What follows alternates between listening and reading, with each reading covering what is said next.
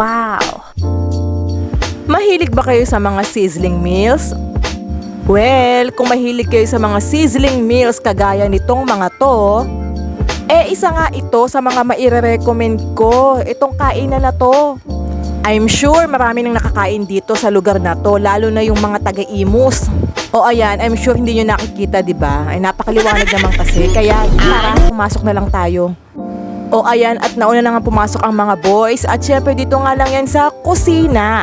Galing nga kami niyan ng patay dito sa tropa. So bago kami umuwi, kumain muna kami. So tignan nyo naman to, sa halagang 189, only fried chicken, only gravy, only soup, at syempre free soft drinks. Only rice na rin yun. Marami nga rin silang klase ng sizzling meals. Iba't ibang klaseng putahe, iba't ibang drinks, at syempre meron din silang mga alak dito kung gusto nyong uminom. While waiting nga sa order, syempre binigyan muna kami ng soup. Only soup nga yan, at in fairness, napakalasa din ng bulalo soup nila. At eto na nga, after mga ilang minuto, dumating na din ang aming mga orders. Sizzling chicken nga ang sa akin dyan. Sa asawa ko naman ay sizzling liempo. At meron ding sizzling kabayo dyan, mga Mia.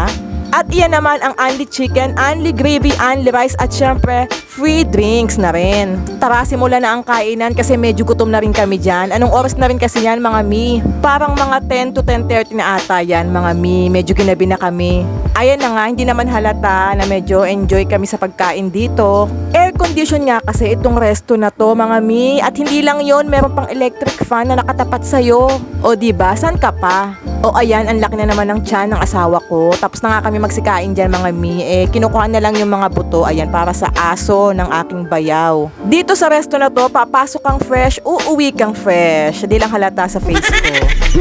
Yun lang for today's video. Thanks for watching. Bye!